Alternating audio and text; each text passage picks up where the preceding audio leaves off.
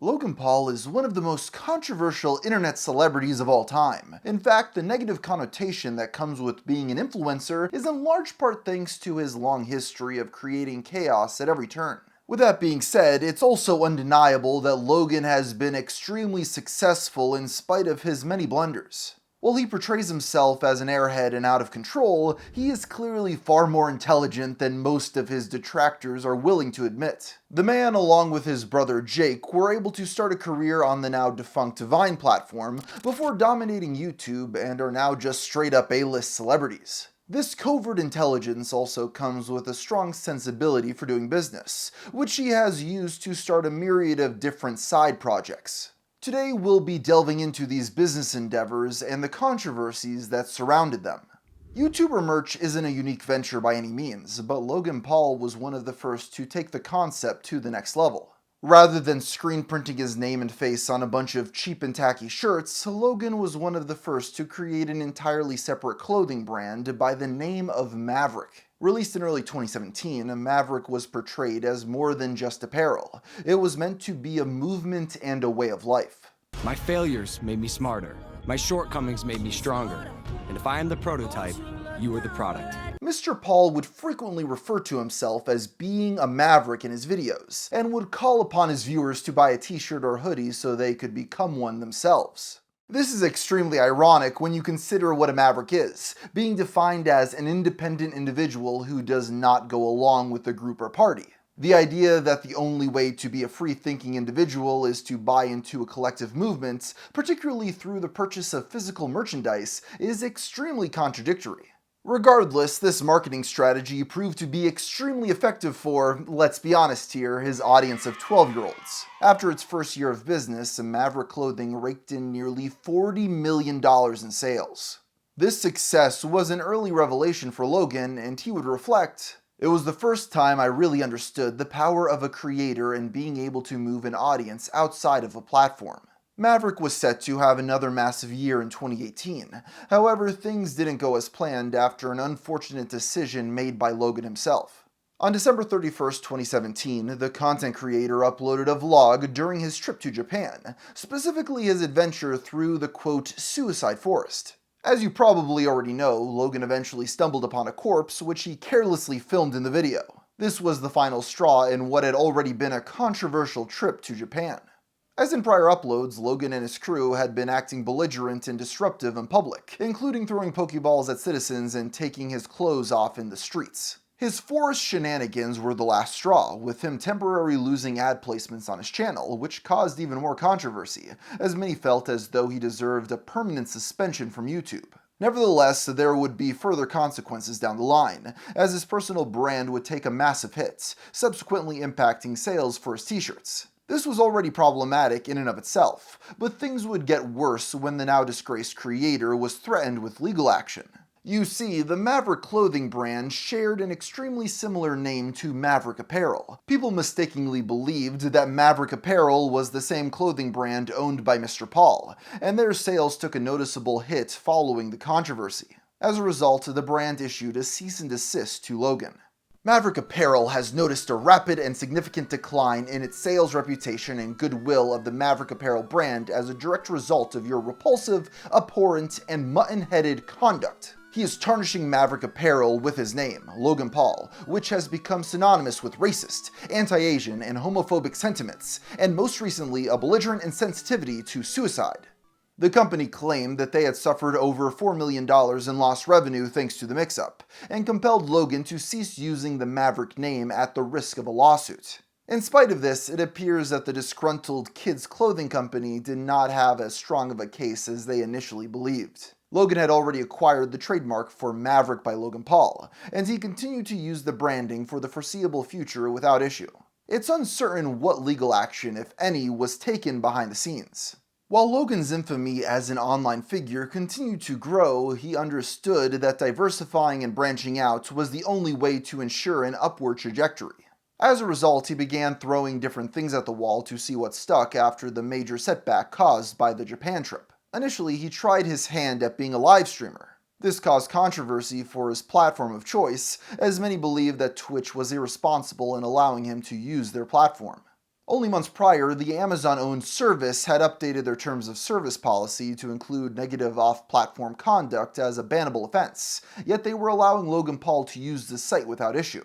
On top of this, his inaugural live stream was also controversial when viewers began spamming inappropriate messages and copy pastas resembling male genitalia in the chat. Logan and his team were severely unprepared for this, lacking the proper moderation to take care of the issue, resulting in them closing the chat for paid subscribers only.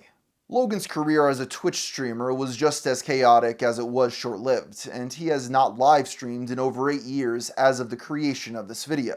But the influencer understood that diversifying meant more than just expanding his brand as an online content creator, and he also gave a shot at a career in acting. He got his first role all the way back in 2015, appearing in a singular episode of Law & Order SVU. The episode was particularly controversial, as it was a direct reference to the ongoing and extremely contentious Gamergate, a movement about ethics in game journalism or a harassment campaign against women in gaming, depending on who you talk to. The episode portrays a female game developer who is the subject of harassment from toxic male gamers, some of which choose to kidnap her and hold her at gunpoint. One of these angry men was Ryan, played by Logan Paul, who was ultimately fatally shot by Ice-T. He also had a handful of roles in movies such as The Thinning, a dystopian thriller set in the near future. The movie was universally panned by critics and was ripe for mockery by prominent content creators. Still, a sequel was released 2 years later and was met with a similarly negative response and mockery. Undoubtedly, his most controversial appearance on the silver screen was Airplane Mode, a satire of the well-known satirical comedy movie Airplane, but this time with YouTubers. The movie was delayed after the forced controversy, pushing its release all the way back to 2019.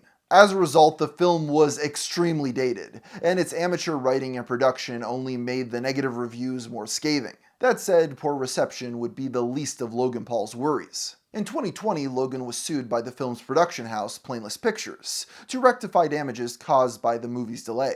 The company had supposedly lost a $3 million deal with Google after the controversy broke, and the lawsuit places responsibility solely on the shoulders of Logan Paul's negligence. After 4 years in court, Logan ultimately agreed to settle for an undisclosed sum. The prospect of being a Hollywood star seemed to have spoiled for Logan after this, as he hasn't taken up a new role since. This was clearly the roughest part of the young entertainer's career as he struggled to find a new footing in the online landscape. Things would start to brighten though when he finally had found his true calling: sanctioned fights. Logan Paul learned something crucial, and it was thanks in large part to the major blunders he made along the way. Drama and controversy could be a profitable part of his brand, so why not charge to watch him get beat up in the ring? Initially, this started off with diss tracks, typically directed at fellow content creators such as his little brother Jake, as well as the British YouTuber KSI. It's quite obvious now that both of these internet beefs were heavily manufactured, but his predominantly child audience was none the wiser, and viewership was plentiful whenever he butted heads with his peers. This strategy of engagement farming was extremely common at the time, and eventually boiled over into physical confrontations in the form of what is now known as influencer boxing. After an inaugural match between the aforementioned KSI and fellow British YouTuber Joe Weller, KSI called out the Paul brothers. Jake Paul, Logan Paul, any of the Pauls, I don't care, bring it! Following this, a double headliner was announced with Logan and Jake Paul fighting KSI and his younger brother Deji in an amateur boxing match. The headline fight of Logan and KSI ended in a draw, creating the perfect setup for a prospective rematch. Their next fight would be a professional match, ultimately resulting in a victory for KSI.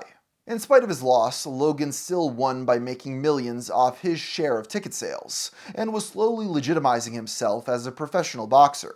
And what better way to prove your worth than facing off with the most prominent on the planet, Floyd Mayweather Jr., ending with neither side getting a KO. This event pulled in an eye-watering $80 million in pay-per-view ticket sales. While I couldn't find a source on exactly how much Mr. Paul ended up making here, some estimate it was in the low 8-figure range. Perhaps Logan was not racking up wins inside the ring, but he was doing something far more important, proving he could put butts in seats. In spite of the frequent attempts to delegitimize his career as a boxer from the media, Logan was generating millions of dollars in revenue for every fight he took part in. This is what made him a perfect fit for the WWE, who signed him to serve as a member of their star-studded roster in 2022. This addition was of course contentious, but Logan has gone on to establish himself as a legitimate face in the space, becoming a WWE champion in 2023. Recently, he reportedly signed a long-term contract with the organization. With this second wind, he was ready to capitalize on it with even more businesses of his own. The beef between Paul and KSI had been brewing for years, and after their first 2 boxing matches, tensions were higher than ever. So when a third and final fight was teased to take place sometime in 2022, fans were excited at the prospect of one last dance for all the marbles. However, those hoping for an action-packed event would be sorely disappointed, as this final chapter was actually just a marketing tactic. After years of diss tracks, boxing, and fabricated conflicts, Logan and KSI decided to drop the facade of being mortal enemies and reintroduce themselves as friends and business partners, teaming up to create Prime Hydration. We have created our own drink company. Yes! Ladies and gentlemen, Prime Hydration. Prime was marketed as a sports drink where great taste meets function, emphasizing its ability to satisfy and hydrate, without the extra calories and added sugar. Instead of focusing on the obvious choice of a beverage in the oversaturated caffeinated energy drink market, they instead went after the electrolyte beverage vertical, which Gatorade had a bit of a monopoly on. There was no cool drink in the segment, with it being ready for disruption, and since their audience of 12-year-old boys weren't supposed to be drinking high-caffeine products anyway, it gave them an alternative. So with the two owners' combined tens of millions of followers, Logan Paul and KSI were able to build hype for their product the second it was revealed. Fans were eager to get their hands on a bottle, and the drink sold out in less than 2 hours after becoming available for purchase online. This wasn't just a beverage, but a status symbol for any child who had one with their lunch in school. For the foreseeable future, Prime branding was unavoidable in anything Logan Paul was involved in. More often than not, he had a bottle of Prime Hydration in his hands, ready to promote it to whoever he could when the opportunity presented itself. It was clear that Logan wanted his new sports drink to be the next big thing, but he never could have imagined just how big it would become.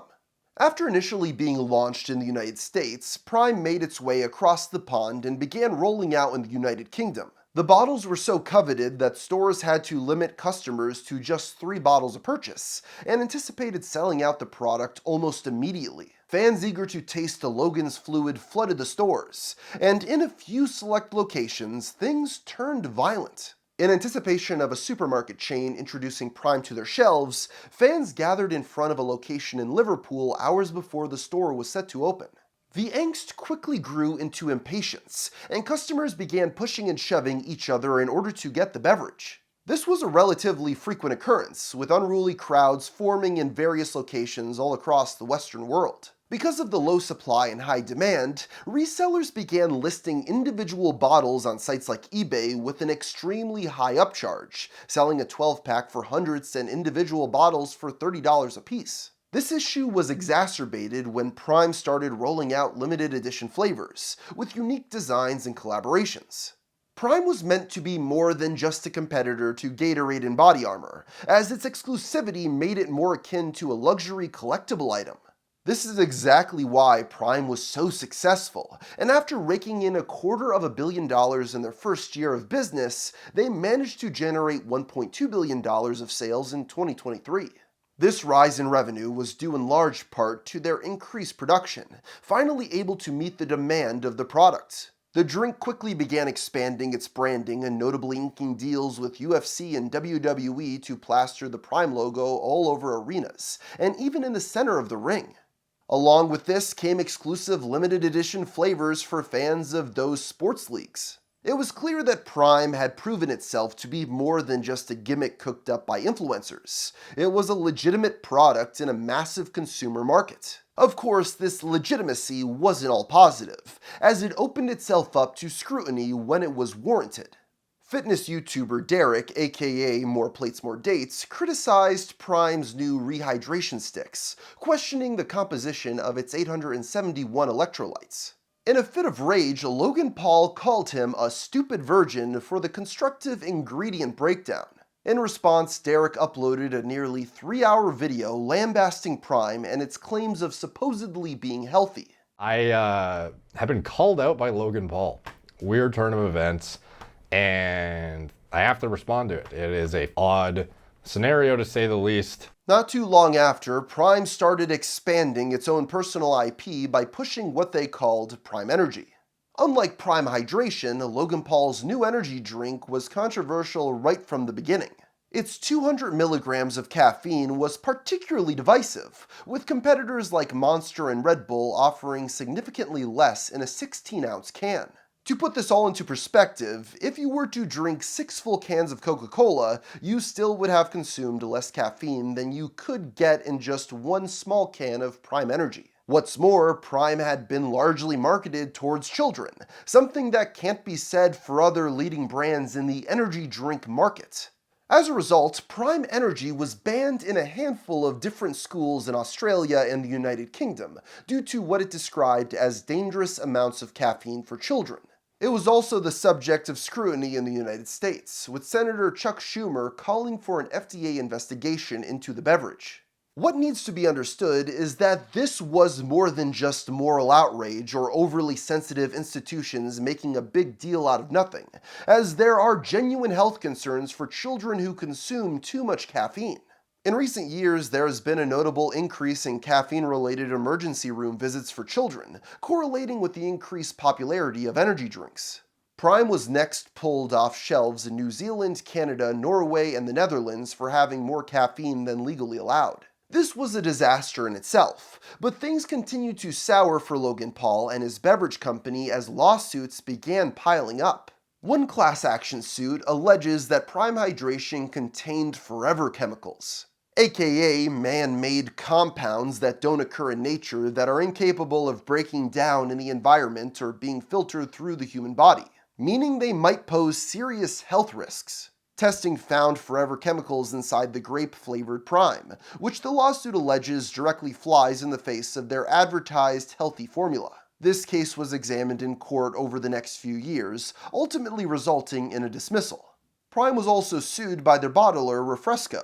The company had inked an agreement with Congo Brands, the co-owner of Prime Hydration, to produce 55.5 million cases over a 3-year period, with Congo being required to purchase 90% of the bottles manufactured each year. Congo had supposedly backed out of the agreement, leaving Refresco in a difficult situation. Not only had they invested heavily into the process, but the bottles made for Prime were one of a kind, and could not be sold off to different companies to make their money back. You might wonder why Logan's brand would back out of such a big deal, and the answer to that would be a drastic 70% decrease in sales in certain markets. Prime likely had not anticipated such a steep decline in revenue and found themselves with an excess of supply, leaving the bottling company with millions of empty bottles that Prime wasn't going to use. To this day, the legal process is still ongoing, with seemingly no end in sight for either party. But sales going down wasn't going to stop the wave of lawsuits anytime soon. Prime was also sued by the US Olympic Committee after they allegedly violated their trademark for their collaboration with basketball superstar Kevin Durant. Promotions for the collaboration, as well as the bottle's branding, featured a handful of trademark words like Olympic, Team USA, and Going for Gold. Both parties reached an undisclosed settlement behind the scenes. But Prime wasn't just getting sued, they were also filing lawsuits of their own, particularly against world-renowned soccer player Lionel Messi. In June of 2024, Messi announced his brand new sports hydration beverage called Mass Plus, which notably bore a striking resemblance to Prime Hydration. Fans of Logan and KSI were quick to point out the similarities, with the drama becoming the central focus of the drink's launch. Even KSI himself heavily implied that the company was intentionally copying Prime in the hopes of capitalizing on their success. Many began speculating that Prime would be suing Messi for what they perceived to be trademark infringement, but it was ultimately Mass Plus who threw the first legal punch. The company's distributor, Mark Anthony International, filed an anti-competitive lawsuit against Prime in October of 2024.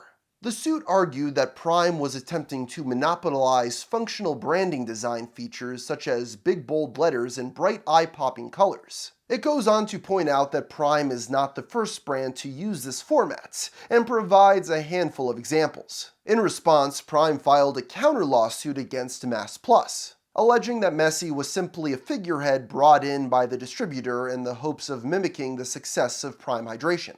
This was quite rich considering Logan and KSI themselves were just figureheads, as Congo Brands was the one making Prime for them behind the scenes. The suit also claims that Mass Plus was directly harming the Prime brand through a loss of retail space.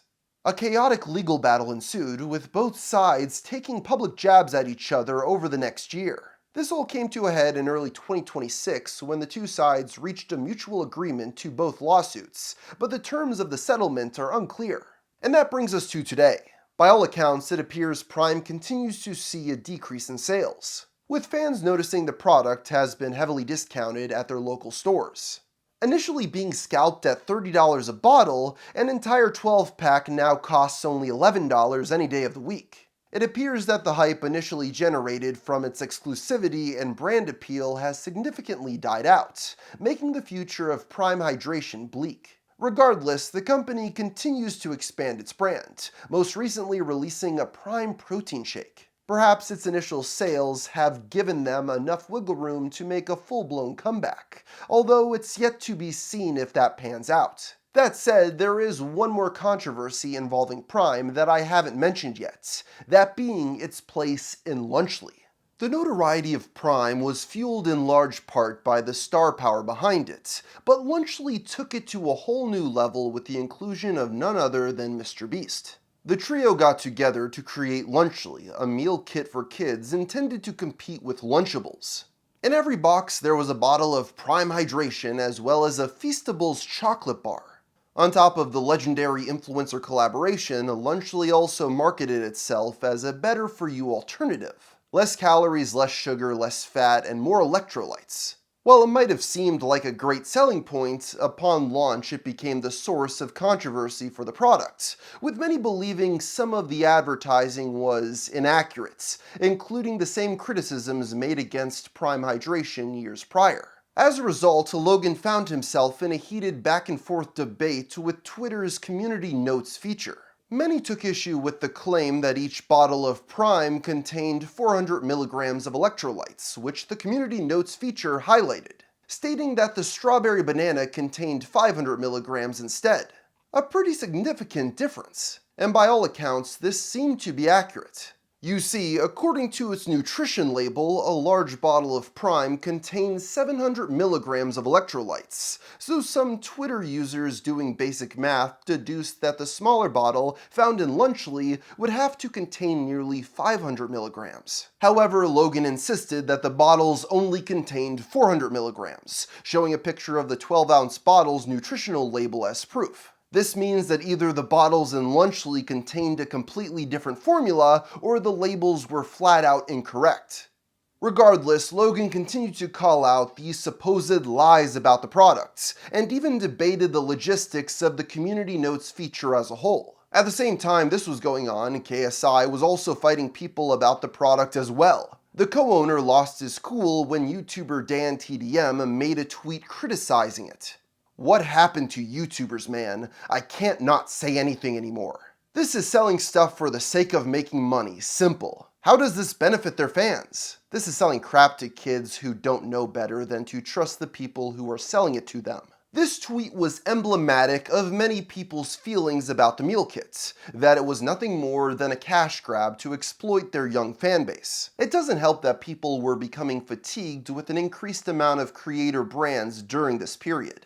KSI began arguing with Dan on Twitter over the comment. Though I'd say arguing is generous since Dan never responded back and KSI just kept on spamming out tweet after tweet to a brick wall, with each getting ratioed and community noted again and again. In this diatribe, his main argument was to accuse Dan of hypocrisy, pointing out his many business endeavors and brand collaborations that he did for money, and while I suppose he did have a point, he should have known this was not a battle that he was going to win. In spite of both of their efforts to do away with criticism, both Logan and KSI only fueled the flames of discourse, leaving their third partner, Mr. Beast, to settle everyone down in a public statement. Obviously, eating fresh chicken and broccoli is healthier, but if someone is going to eat a pre-made meal like this, which millions of people do through Lunchables, then I think giving them a higher quality version at roughly the same price is a net good in my opinion, and why we launched Lunchly.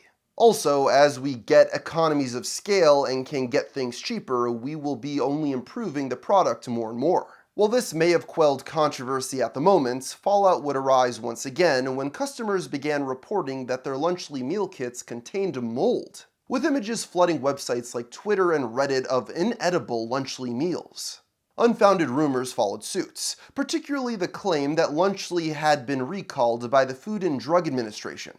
Logan was quick to clap back at this growing narrative, although choosing to do so in the most controversial way possible. In a 3-minute video posted to both Twitter and TikTok, Logan carefully dissects the viral image of the recall sign.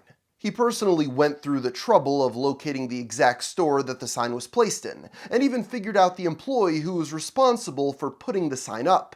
Logan then proceeds to lambaste the worker directly, showing multiple censored pictures of his face and calling him a quote, dumbass.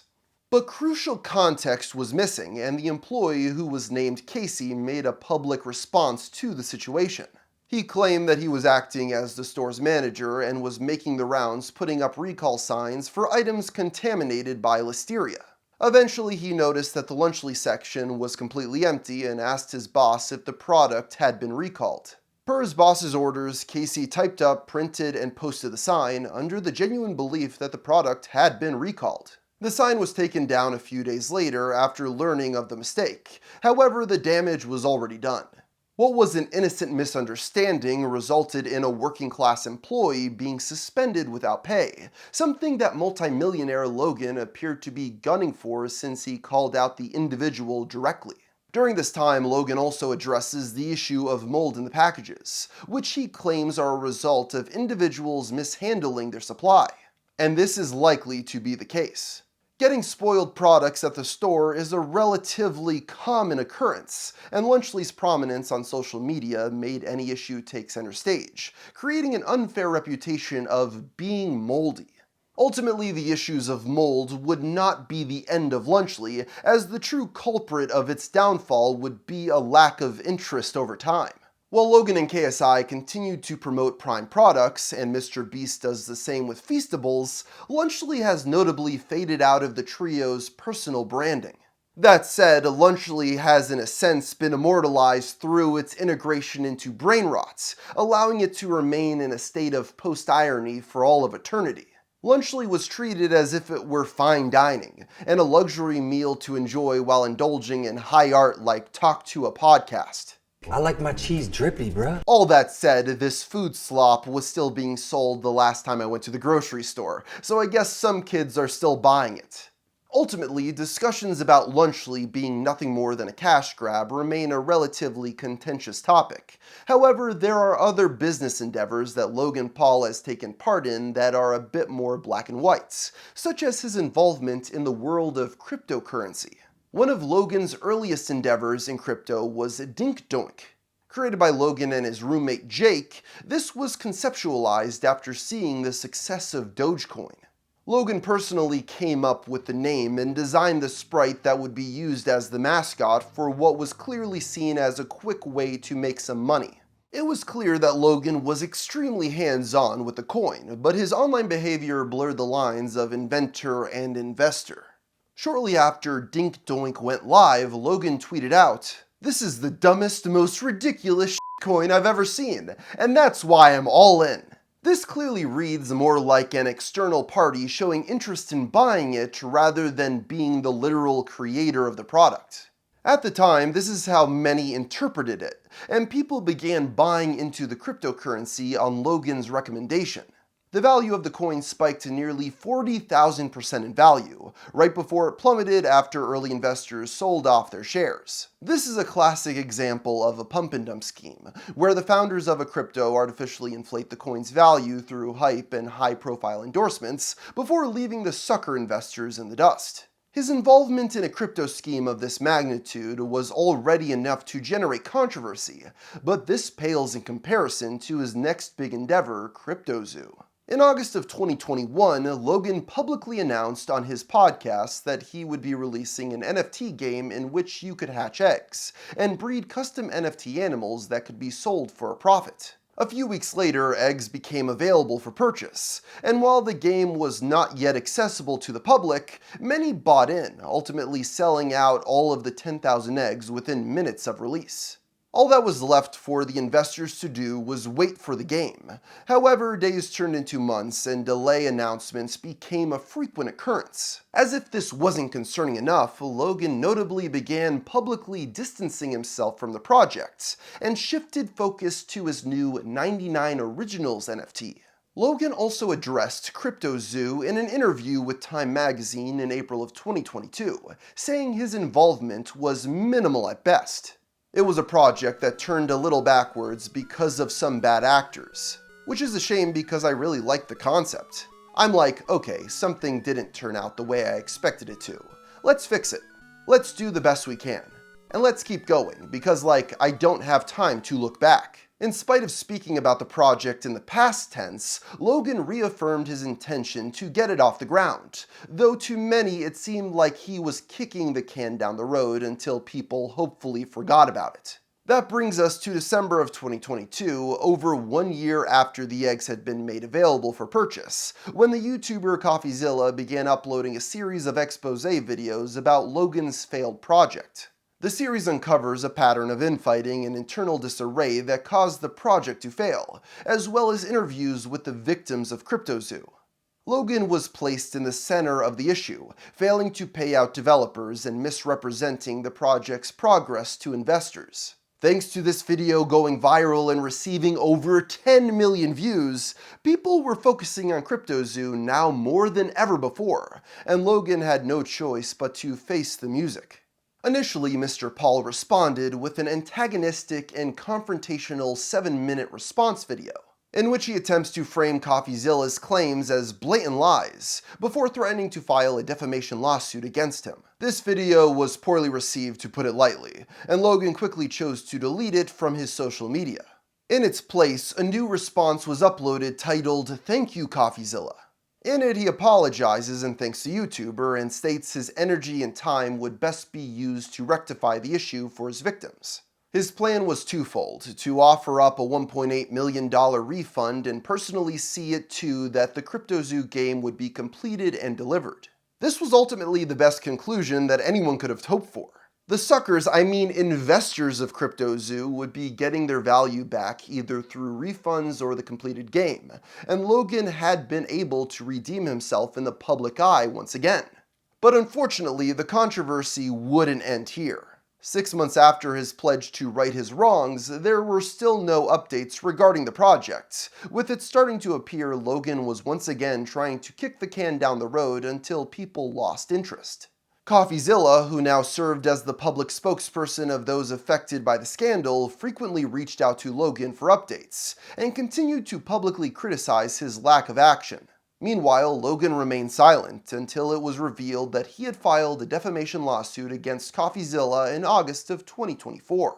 The filings claim that the YouTuber intentionally omitted crucial facts that would prove Logan's innocence, and directly attempted to paint a negative picture of him to farm views. The suit seeks $75,000 in damages plus legal fees, and court proceedings are still ongoing to this very day. Meanwhile, Logan Paul is doing victory laps in proclaiming his innocence due to the class action lawsuit in 2023 related to the NFT being dismissed. Yeah, this is pretty significant for me just because I've been on this pursuit to try to clear my name and unwind years of this fake scammer reputational damage narrative that got spun up. And so this is like a good first step in that. Logan points to this ruling as evidence that he is not guilty of scamming anyone. However, it's clear he lost the court of public opinion. Many retain the belief that Logan knowingly and maliciously scammed his audience for a quick buck. But the YouTuber and his shady practices weren't just relegated to blockchain, also creeping its way into one of his other favorite pastimes, Pokemon. During the height of the pandemic in 2020, people were looking for ways to have fun while staying home. Pokemon cards notably saw a drastic increase in popularity during this time, with longtime fans diving back into the hobby of opening packs and finding something valuable. You may be surprised to find out that Logan Paul played a significant role in reigniting interest in Pokemon cards. In October of 2020, he live-streamed himself opening a $200,000 box of first edition cards. This stream generated interest, with other prominent creators joining in on the fun and opening up exclusive packs of their own. For the first time, a whole new generation of people were being exposed to the TGC, and interest grew from there. Fans both old and new began flocking to their local retail stores to get their hands on some fresh packs, causing a level of demand that the supply simply couldn't reach. As a result, scalpers and resellers began listing boxes worth $100 for 3 times their value on sites like eBay. And just like that, a singular live stream had inflated the value of the entire card market. Logan continued opening limited edition packs on livestream, opening a box valued at $1 million and even pulling an extremely rare Charizard card valued at $500,000. If you think that's a big price tag for a singular card, then you'd be shocked to learn that only a few months later, Logan acquired a grade 10 Pikachu Illustrator card for over $5 million, which was eventually recognized as the Guinness World Book of Records' most expensive card trade of all time. As impressive as this was, this card would ultimately be the source of major controversy down the line for Logan. You see, with his well-documented proclivity for crypto, he eventually listed the card on Liquid Marketplace, a site which allowed anyone to purchase a partial ownership stake of the card as a token, with its value tracking with the card's actual value. This was shady enough as it is. However, recent events have made this move all the more dubious. Things really fell apart when Logan Paul announced he had put his Pikachu Illustrator card back on the market to be auctioned off. It was later sold for over $16 million, $11 million more than what the card originally was purchased for. Those who bought fractional ownership of the card were quick to question the move, claiming that they were entitled to their rightful share in the profit. The thing is, Mr. Paul has claimed that he had repurchased the rights of the card from Liquid Marketplace, stating that his payment was meant to buy out fractional owners so he could reacquire full ownership. Supposedly, only 5.4% of the card was sold off to fractional owners, and most were able to withdraw the funds. Unfortunately, Liquid Marketplace was shut down before some of the owners could recollect their money, which he sought to rectify by personally repaying them. Logan specifically claims that the shutdown was not his personal responsibility, but this doesn't seem to be entirely accurate.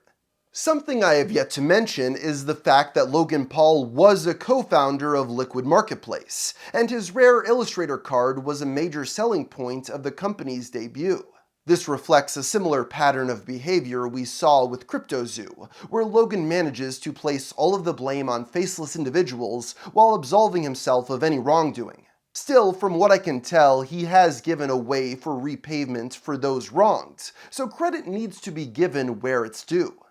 But even then, not really, since he was only offering them the value based on what they had bought in for years ago, not the appreciated value he had made off the higher price sale.